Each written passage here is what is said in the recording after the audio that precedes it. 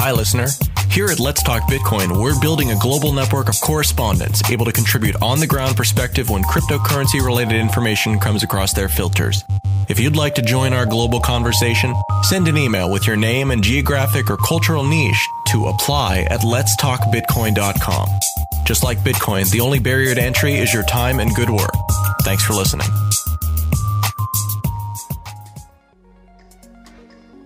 I'm keeping a healthy attitude of skepticism about myself. That is very, very healthy. I have 2 gallons of Ethereum Kool-Aid here, and I'm getting an ache from drinking it all in one gulp. That's cool too. I just get really excited about very cool, elegant technology. I think it's very, very cool, and I think it will have a tremendous impact on a number of different things. Only because it made people think differently about what could be possible with consensus platforms. And from that point on, now that people think that Ethereum can be done, then people will keep rebuilding that pattern again and again, just as Bitcoin showed that currency is the first app. This showed that other apps can be built in a very generic way. I think that's a great idea to put out there. And mostly it moves the conversation forward. It moves the Overton window of what can be considered mainstream consensus. You have a few of the fringy people of Ethereum out there talking about their implementation that will change the world. Well, all of a sudden, Bitcoin sounds like, the old way and conservative way of doing things. Mm-hmm. Right, exactly. You can't have a 2.0 until you have a 1.0. And at the same time, you can't have altcoins until you have Bitcoin. These things have to catalyze somehow. And once they're catalyzed, the catalyst kind of stops mattering after a while. That's another thing I wonder about, actually. That was a thought that I had at the Toronto Bitcoin conference. It was like, wow, there's so much talk about Ethereum, but really, we're just kind of this small group of people who's finding out a lot of information about Ethereum, but most people don't even know what Bitcoin is. It's like step 1 before step kind of thing. If we were in a linear system, then you'd be right. But that's not where we live. We live in a system where there's incredible amounts of redundancy because nobody knows. There's no pervasive communication or registry or anything like that. So it is by definition hugely redundant, hugely wasteful, but also incredibly robust. Ethereum has been around, I guess, just getting back to the actually talking about at its core what we're talking about here. Ethereum has been around as a concept since late December or mid-December of 2013. And they were supposed to start raising funds at the end of January was the initial date. And then that date has slipped a couple of times. And my understanding of why it slipped is because they're trying to get essentially their legal ducks in a row and have incorporated in Switzerland and done all these other things that also were talked about very heavily at the Toronto conference. You're right, Stephanie. Mm-hmm. There was another thing that was talked about a lot, which was, a lot of criticism. Charles and Vitalik got people standing up at their talks asking about the pre-mine, which is something that we kind of talked about on the show with Anthony Diorio. That's changed a couple of times, and there are people who criticize it, and there are also rumors about... Well, we don't have all the details about it now. Again, I've been complaining about the pre-mine since they first announced it because I thought it was going to be a problem because fairness really matters. The perception of fairness and the perception that everyone has skin in the game matters so much in the Bitcoin space and for cryptocurrency enthusiasts, because otherwise you're just giving people a bunch of money and then, well, they can succeed or they can fail, but they got paid either way. And that's not really the way that things happen here. Well, yeah, that's exactly it, especially for something that's going to be such a world-changing, earth-shattering technology. It is really important to have an element of, I guess, fairness at the beginning and not sort of have special rules for certain people.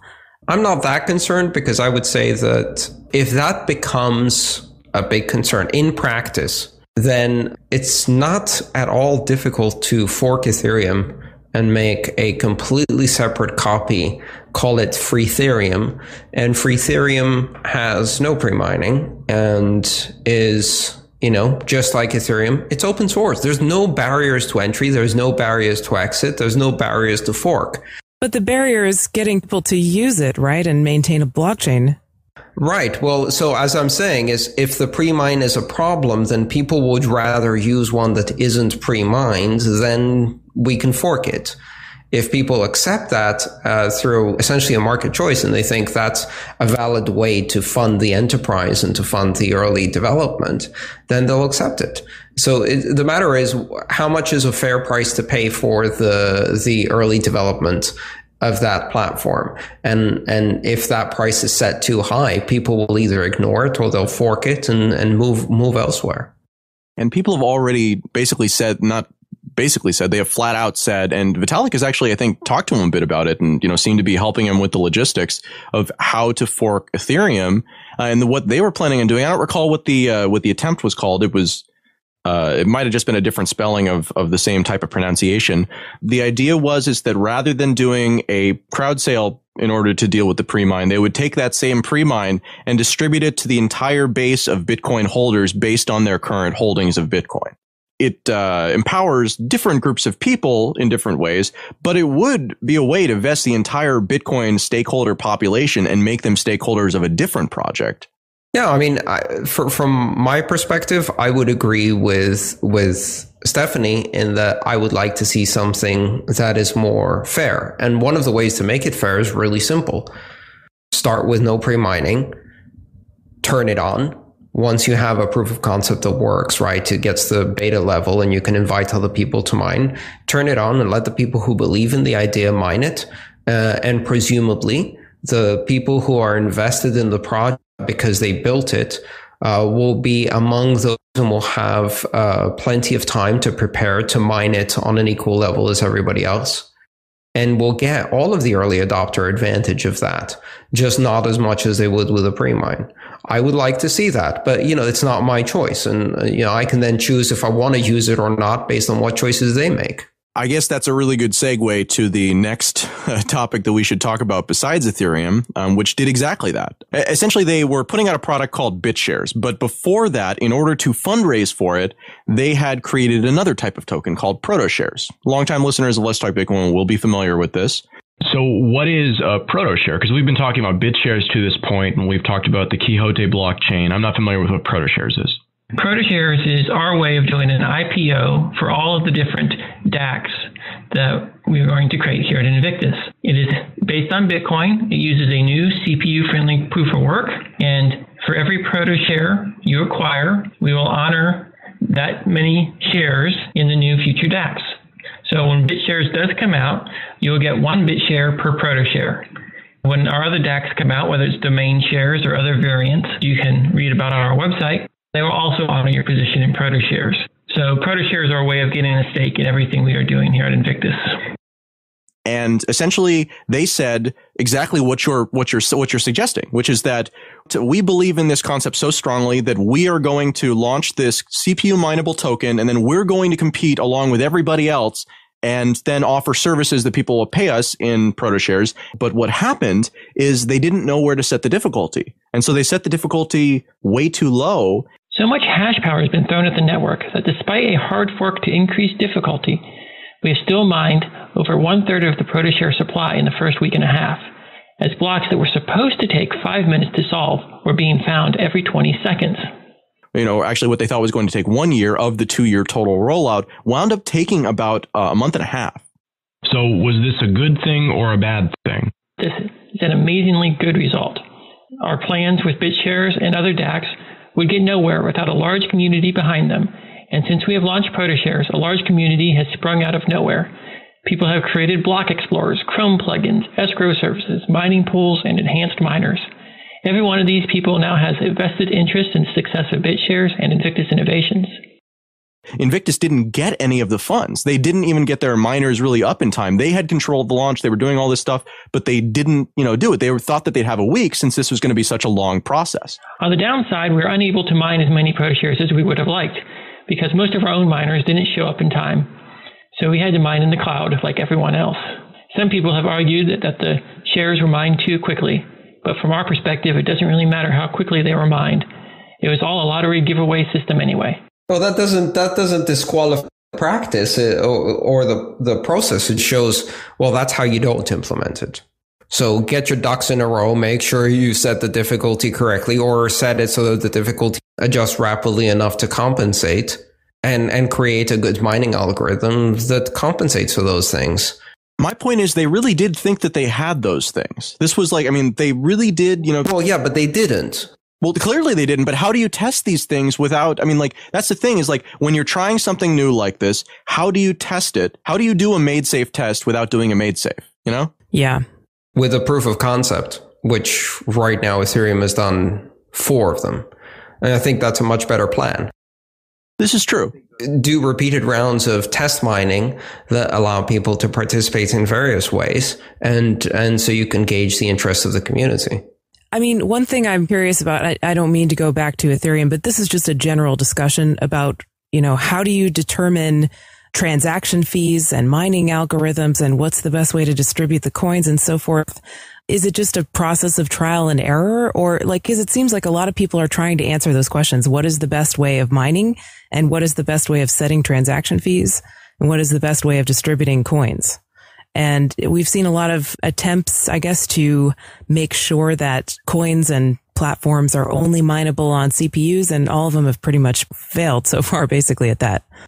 Yeah, the market is testing this innovation area very hard. And there's a lot of competition and there's a lot of variation. And I think it's really fantastic because monetary algorithmics and planning the algorithm of monetary supply and the algorithm of initial public offerings, essentially, and the algorithm of financializing an open source project, that is an area of active innovation and active research. And there is very, very good market testing going on. And we're learning many, many ways with which not to do it, right? And many ways that fail. And that's great because we're gradually narrowing the range of solutions. To the Edison myth, I've found 9,000 ways not to make a light bulb. Satoshi was an economist, right? And he got a lot of, Satoshi, right? Satoshi got a lot of things right, from an economic perspective in terms of incentives and so forth. But there are a lot of people kind of trying to change and adjust and mess with a lot of these parameters. And sometimes I wonder, is that even necessary? Do we need a coin that's only mineable on CPUs, or is it okay to have specialization and division of labor? And that's an answer that's going to be answered by the market. So the question is worth posing because the market-based answer is the most accurate answer you can get. When you're speaking in hypotheticals like Satoshi was when he was, talking about Bitcoin initially. That's observer bias, though. I mean, the reason we're talking about Satoshi's invention having all the monetary policy more or less right and the incentives right is because we're all using it 5 years later. And if he hadn't had it right, someone would have built one. Well, I know. My point is that it's about directionality rather than amplitude. Right? I mean, so that's the thing is that when you look at predictions, you can predict directionality. So that's what essentially Satoshi did. He looked at what are the fundamental human incentives and how will humans respond given certain types of stimuli. But the stuff he got wrong was the stuff like figuring out, it was good that he made a self-adjusting system. That's the thing about it is that he made a lot of these systems where he didn't have to know the answer. All he had to do was know what the right answer was and create a system that self-adjusted to deliver that regardless of what was going on in the real world. I think it's much the same here. And if that hadn't worked, we wouldn't be talking about it now because somebody else would have taken that idea, said, well, Satoshi gave us a good idea for proof of work, decentralized systems, but he got all the algorithms wrong. So here's one that does it better. And we would be talking about that instead. So there's an observer bias here. We're talking about this one as the one that worked because it worked. But the point is that there are some things that you can predict with some sort of reasonable degree of certainty because they're based on, physics, and there are some things that you can't because they're based on humans. And the things that are based on humans, like you couldn't predict the ASIC rush, right? Because you couldn't predict that mining would become so popular as a means of onboarding because you couldn't predict that it would be so impossible to get Bitcoins any other way. Yeah, best leave those to self-adjusting dynamic algorithms so you don't have to predict. Right. So that's the thing is that with a lot of these new ideas, how do you do that?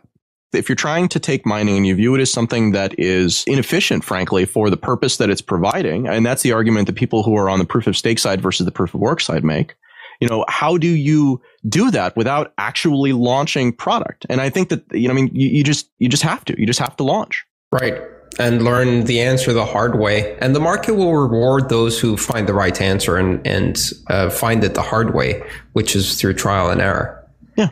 I think the BitPay is a good example of someone who found the right way through that morass, where most of the other people who were in that space, most of the other groups that were in that space, didn't really do so well. We don't really talk about any of them. We don't know any of them. What you said about the market determining the right answer, Andreas, I agree with. The important thing is to be able to opt out and to be able to basically vote with your energy and use whichever platform or coin or whatever you agree with and you like. And as long as people can do that and have the right of exit, then it's fine. So I think that Ethereum is a very interesting project, but it's still really too early. You know, again, like the next big milestone, as far as I'm concerned, is when we get the final set of rules about the crowd sale. At that point, then we'll have a clear idea of what they're actually doing, what it's going to cost, what they're taking for themselves. And then we can all make the kind of judgment for ourselves whether or not it's a project we want to support. I think the technology is fascinating, and I think that the team they've put together is great. But you're right. Ultimately, it's going to kind of just depend on what it says. And in the meantime, here's the thing. This exploration so far has given us Proof of Concept 4, which is a platform that you can run with mineable test chain that you can mine test ether on. And more importantly, Serpent, which is the new iteration of the language, a Python-esque language that you can use to write contracts. And people can try that today. They can try that either by running the Ethereum Proof of Concept 4, or they can try it through a simulator like MintChalk.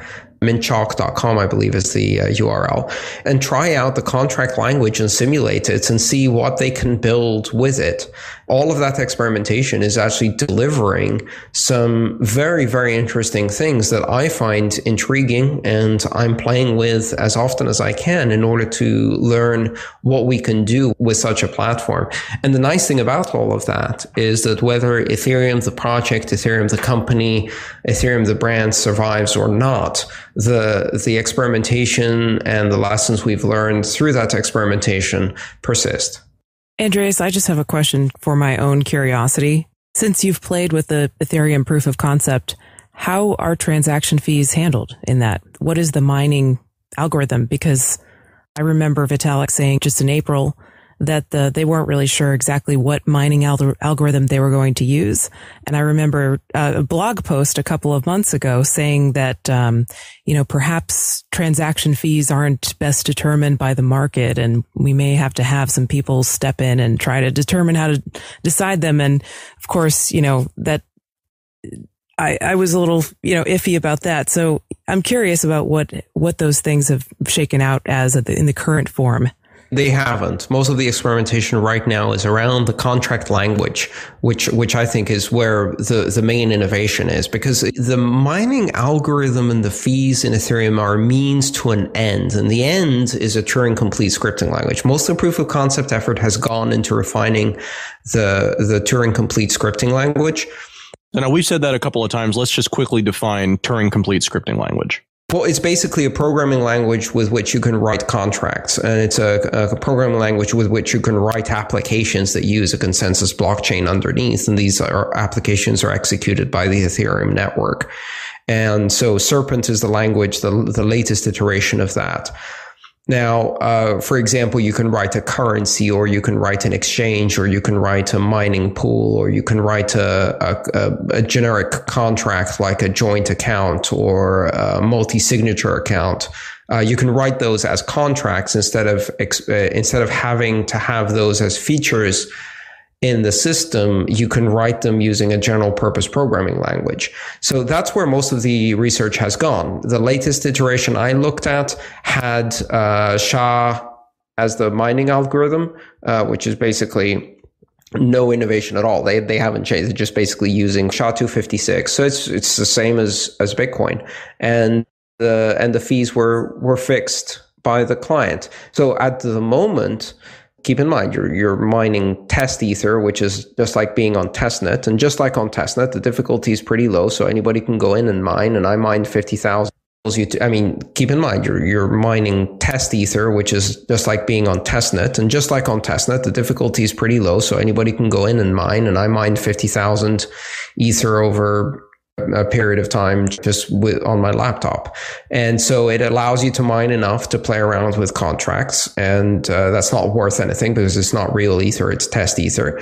And it doesn't answer any of those questions, but what it does answer is what can I do with the contracts and what kind of contracts can I write? And that's the question I'm most interested in. So that's why I'm playing with it.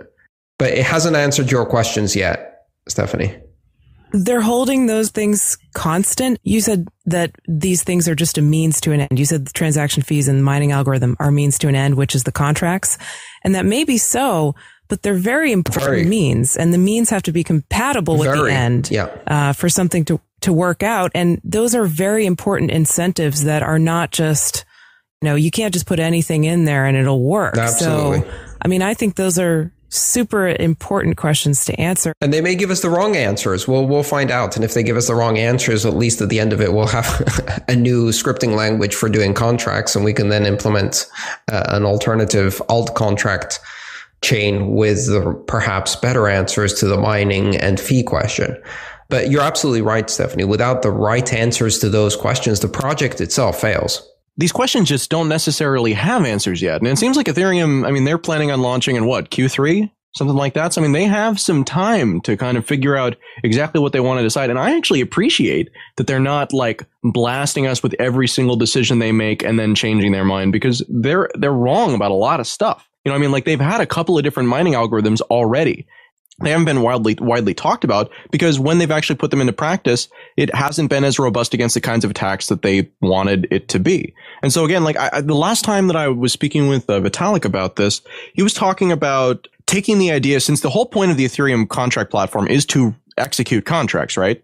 The best proof of work that would target the most general computing would in fact be something that doesn't have a specific proof of work at all, but just executes random code that has been properly paid for, and run through the Ethereum network. So essentially what you're doing is the proof of work for running the network is running the network. So contract execution is the shared proof of work. And if you execute enough contracts and provide value, that's the thing, you've got to provide value to the network. And the proof of work can either do that indirectly by securing the network, or it can do it directly, as you've discussed in things like proof of publishing, or in MadeSafe's proof of resource, or as Vitalik said here, essentially proof of contract execution. It's not really a sticking point for me. I want to know the answers to these questions yet, but I appreciate that I don't have people telling me things that they don't know are true, because there's a lot of talk. And so I'm okay with them being quiet about that. I don't have any stake in it whatsoever at this point. And if it comes out and the answers to those questions aren't ones that I like, then I won't. So, that's kind of the thing, is that in this initial period where there's no crowd sale possible, it's more entertaining than it is interesting as far as, looking at, do I want to put myself in this? But at a certain point, those questions are going to get answered because they have to be. You bring up an interesting point, Adam, about the level of, I guess, how public a company makes their sausage making. You know what I mean? And I'm talking about developing the product and going through different iterations of what they're going to make certain parameters do. With BitShares, like we've been talking about before, we've seen BitShares go through a lot of different phases, with how they run the client and the mining and the focus of the company and all that kind of thing. And, some people get really uncomfortable with that when they see all these decisions kind of being made out in public. Whereas with Ethereum, I agree that they do kind of keep it a little more close to their chest. And some people might be uncomfortable with that because they want to know everything that's going on. There's some innovation happening there too, I guess, in just the structure of how public companies are with designing these new technologies that nobody has the answers to because they haven't existed yet. Everybody's learning from everybody else in space. That's really one of the cooler parts about these meta platforms, is that there's competition. They all want to win, but there's not hostility. And mostly they're actually helping each other. There's talk about putting on joint conferences. There's a lot of solidarity within that space itself. So really, I don't know if I agree with that. No? Who are you seeing who are going after each other? I'm just not seeing it. Well, I know there have been some disagreements, some companies breaking up, and, there's a lot. Okay, if we're talking specifically about Daniel Larimer and Charles Hoskinson, who founded Invictus Innovations together, and then Charles left the company in October of last year, and then they launched ProtoShares a month later. Yes, there is, again, I'm sure that wasn't amicable, but at the same time, it's not open hostility. And it's not between those two projects. It's just between those two individuals, if there's anything there at all. Why can't we all get along? For the most part, people are getting along. And, even projects that directly compete with each other, as I would argue Counterparty and Mastercoin do, they're pretty much getting along. They're learning from each other. They're taking note of each other's mistakes and what they're doing right. And they're trying to replicate it. And again, I think that's the whole thing about the open source space, is that this is the point. You don't catalyze the later projects until you have the earlier projects that annoy some of those people who then go and create the later projects. I think it's healthy competition. Yes, we have digressed for quite a bit on the Ethereum topic. I do want to get to these other protocols while we're on this topic. So let's jump to BitShares real quick. So I talked a little bit about BitShares in the topic with Ethereum, but there's been a lot of changes, and I just kind of want to bring people up to date, because I'm sure there are some folks who paid attention to it last when we talked about them on the show and haven't really done so since. BitShares started off with the idea that it was going to be an entirely mined coin, and after the experience with ProtoShares, where basically they weren't able to capture any of the money, and they saw that the money was instead going to the Amazon cloud service where people were mining there. They basically said, well, if people are just going to dump money into a company, why not make it our company? And so they created something called Angel Shares. So when they made this switch, they moved entirely away from the idea of mining. And ProtoShares remained a mined token, but Angel Shares was introduced, where basically you could give money to addresses that Invictus controlled with the idea that they would use it to finance their operation and to catalyze and nurture the DAC environment, the Distributed Autonomous Company ecosystem that they had been talking about and were trying to create. And so that was a pretty successful thing. They had a launch date set for their Quixote project. The primary problem we have is tying a name to a public key in a way that cannot be spooked. Traditionally, the way this is done is you have certificate authorities like VeriSign that will sign the public key for your domain names that you're visiting. The problem is the NSA can force these companies to forge signatures. You can't really trust it. It's a centralized solution.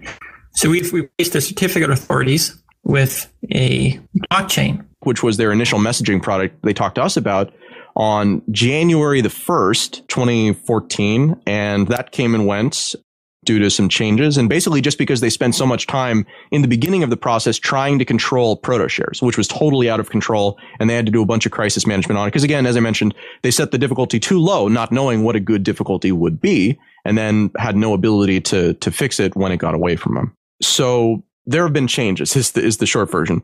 We went from mining with a proof of work that was supposed to be specifically for computers, so it wouldn't be scalable.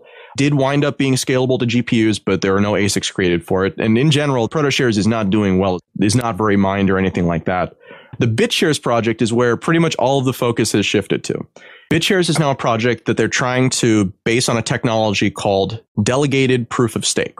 And the idea behind delegated proof of stake is that if we're not going to be mining the currency and people just have the currency, then people can essentially vote on delegates. This is a simplification of this system, but they vote on delegates with their stake. And then those delegates are the ones who are signing and processing blocks. And so because of this, you have a much less decentralized system than you do in a conventional node-based system, except when you take into account mining. It's also much faster, exactly. And so just like Ripple has a different way of doing things, so does delegated proof of stake. The downside about the delegated proof of stake is that it's a completely untested technology that Daniel Larimer came up with, I guess about a month and a half ago, and that they've been working to implement since. So this meant that where they were one of the first companies to kind of enter this 2.0 space, now actually they're still working on their core technology. And most of the features they were actually talking about, which were things like BitGold and hedging contracts and things like that, are kind of waiting for this core underlying technology to go through. The part that's been really frustrating for me about the experience with Invictus, and I think for a lot of other people too, is that they've not done a good job of communicating these changes. And a lot of times things have happened with very short notice. They didn't have a blog up. The only place you could go for information on what was going on was to actually read through a whole bunch of threads on their forums. They recently got a blog up now in the last month. So that's good. And they're making progress. They have a new website. It's a kind of mess of a project. I'm hoping that they come out with something good. But at this point, they've missed a lot of launch dates.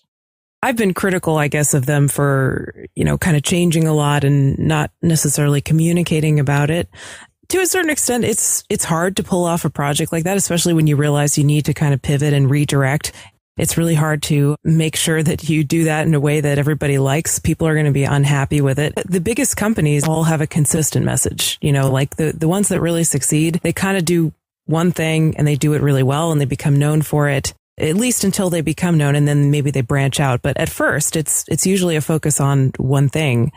Maybe they're going in that direction, or maybe they could benefit from going in that direction. It's a cool technology, BitShares, I was pretty excited about it when it first came out. I still think it has potential. I still think it has potential too. It just becomes a lot less unique as time goes on and other options come out and, release actual product that were announced after the BitShares product was to begin with. So, I mean, yeah, like that's the thing is that it's not that this is a bad decision necessarily. It's just that it's a big gamble. If you say, okay, well, we're going to fix mining where nobody else has fixed mining, then you actually have to do it. Otherwise, you don't have a product. Whereas if you do all the other stuff you're going to do and then work on fixing the fundamental infrastructure layer and then launch a product that is based on this new technology you've created and tested and vetted and all this other stuff, while you had a product that did what you said was going to do and actually works with the current environment, I feel like Invictus has really bet very heavily on completely reinventing transaction processing. And I'm just not convinced that it was the best decision given the overall environment that we're in.